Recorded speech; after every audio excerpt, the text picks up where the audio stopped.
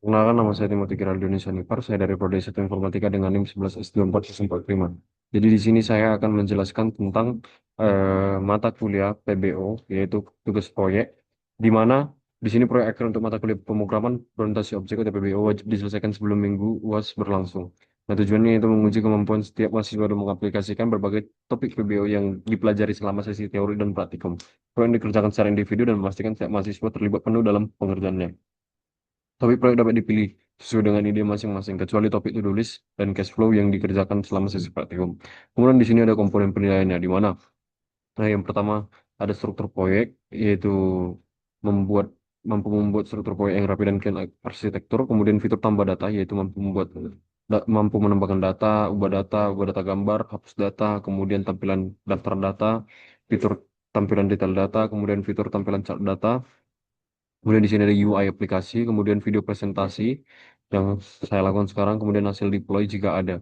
Nah, kemudian di sini entity atau entitas, di mana entity merupakan kelas yang mewakili data yang akan disimpan pada database. Bagian praktikum sudah terdapat entitas untuk user dan auth token dengan spesifik atribut sebagai berikut, di mana ID itu UUID, name itu string, email itu string, password itu string, kemudian created at itu local date time, kemudian update at itu local date time, kemudian auth token itu ID-nya UUID, kemudian token itu string, kemudian user ID UUID, kemudian create at itu local data time.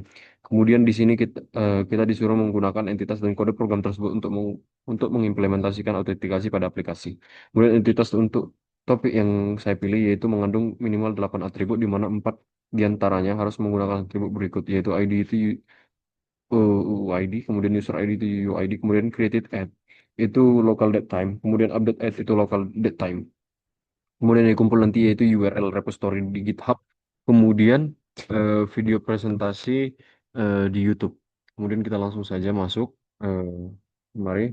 Nah, di sini adalah aplikasi inventarisku, di mana manajemen inventaris UMKM.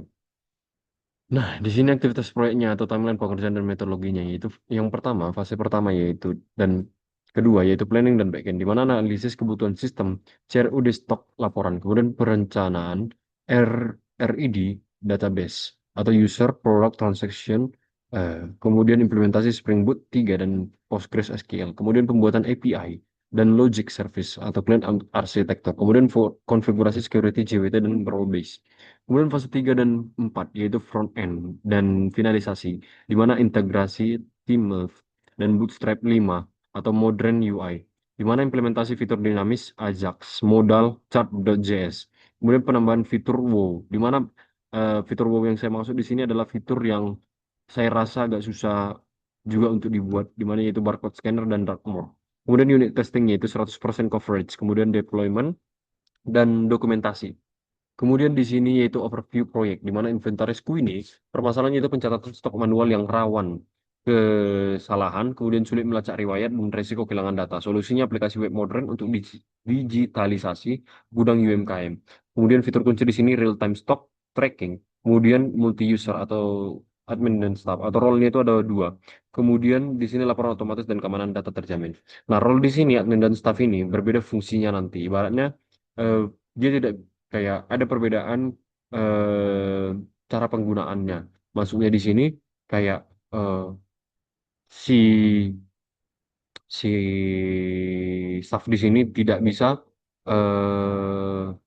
tidak bisa sebebas dari si admin untuk melakukan eh, untuk mengelola si aplikasinya ini.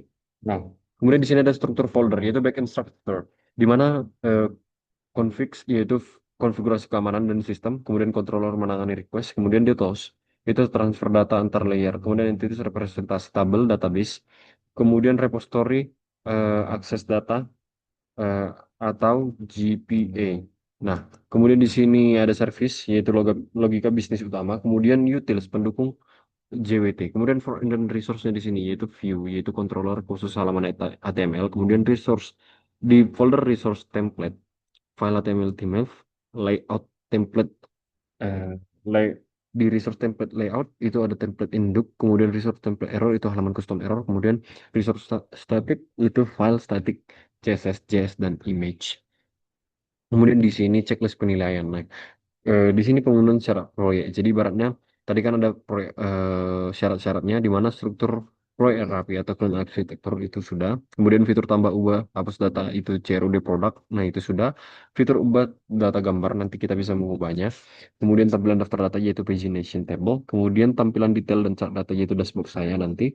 Kemudian UI aplikasi menarik di mana dark mode dan responsif aplikasinya. Kemudian fitur fitur yang saya tambahi di mana transaksi stok atau PDF, scanner, PDF dan deploy.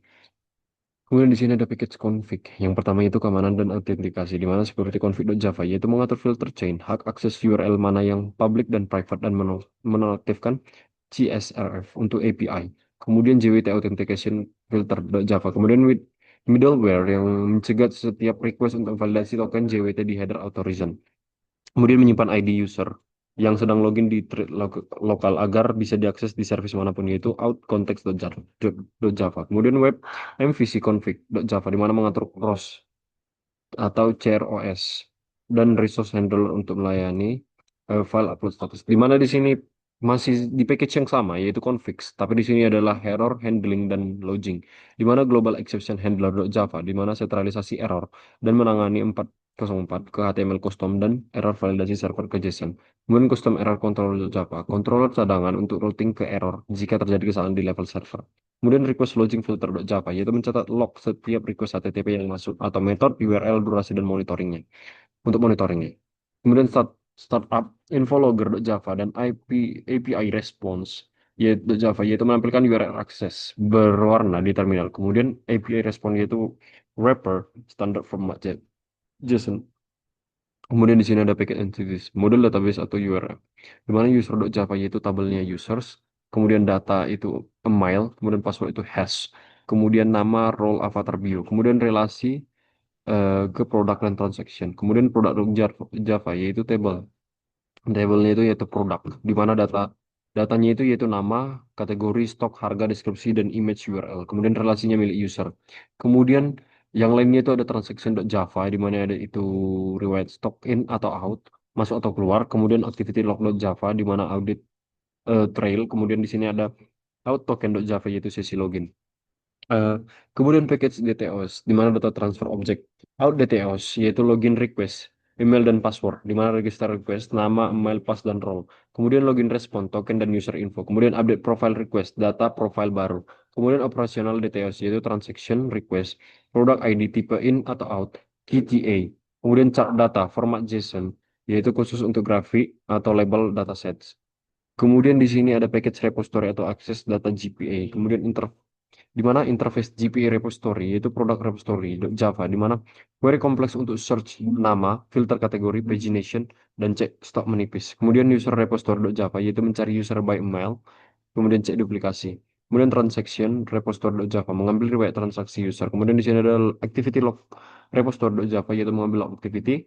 Kemudian out token repository.java mengelola token sesi. Kemudian package service core logika bisnis di mana out service.java menangani login atau generate token.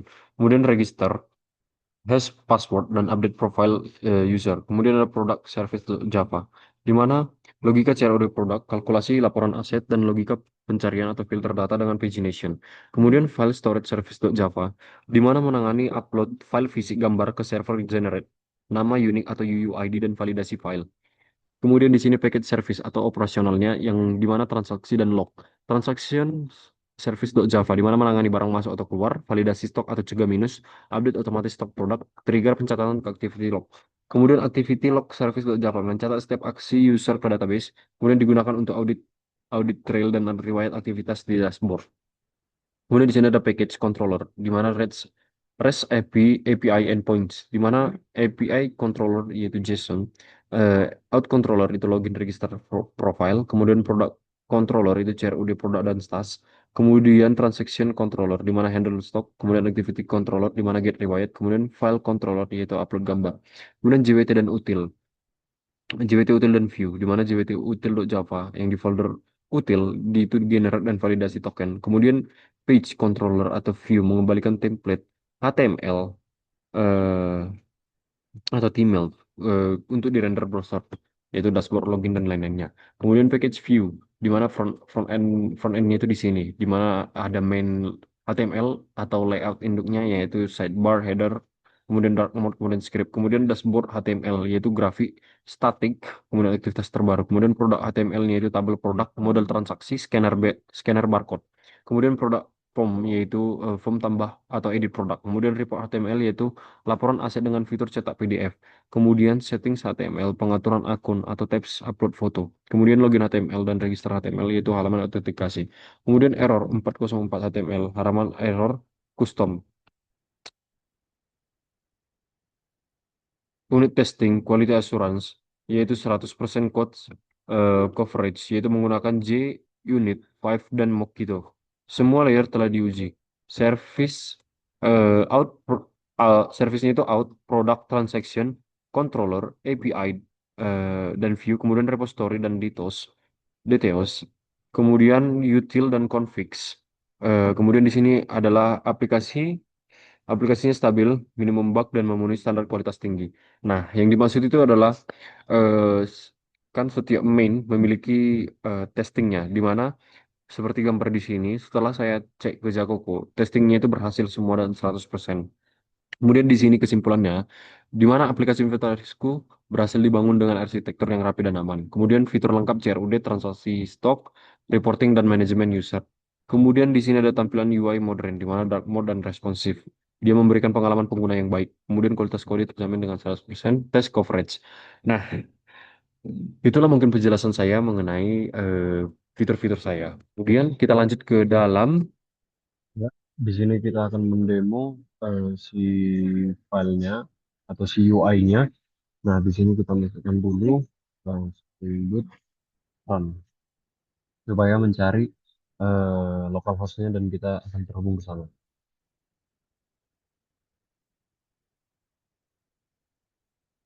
Kita tunggu. Nah, untuk seperti tadi kan yang saya jelaskan di PPT ada bagian yang berwarna. Inilah itu bagian yang berwarna itu.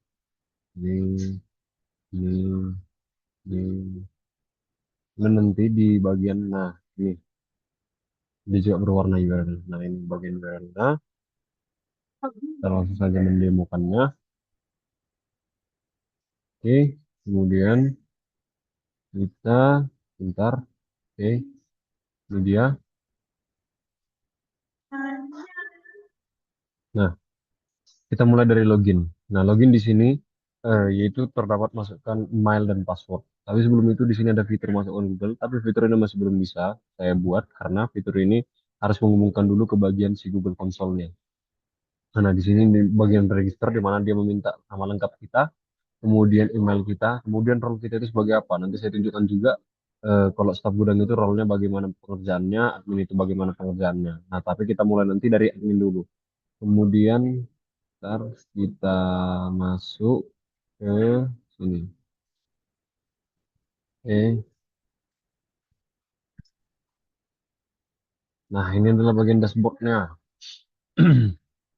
Inilah bagian tampilan-tampilannya. Fitur-fitur yang ada di sini sebenarnya fitur-fitur simple, di mana ada dark mode, kemudian di sini ada fitur cari menu, di mana kita bisa mencari fitur lain dari sini. Kemudian di sini dia juga menampilkan laporan-laporan kita, yaitu laporan keuangan kita, misalnya total aset, total stok, sama unit.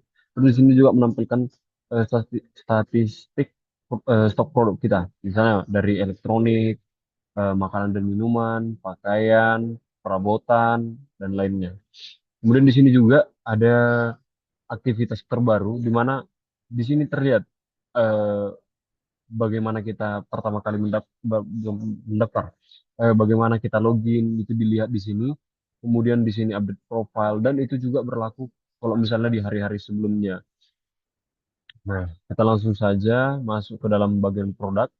Nah, di produk ini ada yang namanya eh, di mana ada cari produk, kemudian di sini kita bisa mencarinya pakai kategorinya.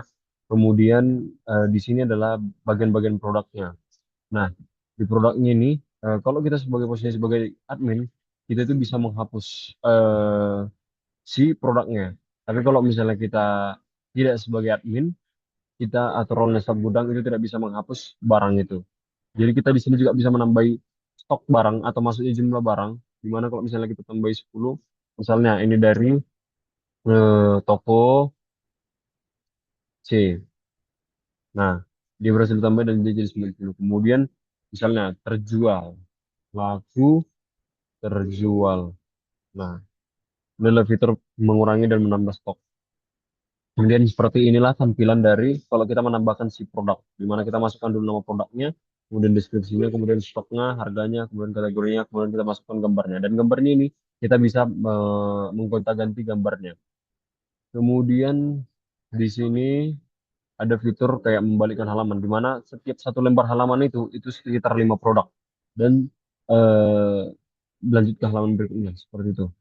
Kemudian di sini eh, saya juga menambahkan fitur scan. Sebentar, saya matikan dulu kamera. Eh, Sebentar, saya matikan kamera dulu.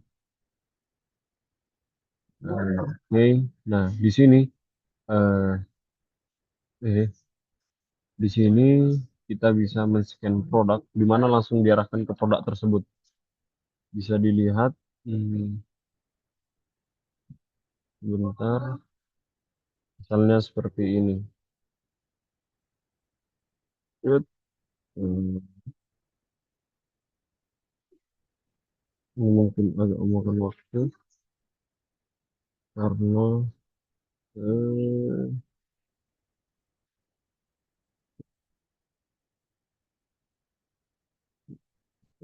nah seperti ini. Dia langsung mengarah ke si produknya tersebut. Jadi kalau misalnya kita mau mencari satu produk yang betul-betul cuma produk itu aja, kita bisa menggunakan scan-nya. Kemudian kita masuk ke riwayat. Di riwayat ini, ya seperti yang tadi saya bilang, di sini dia betul-betul semua apa yang kita lakukan di sini itu tercatat aktivitasnya.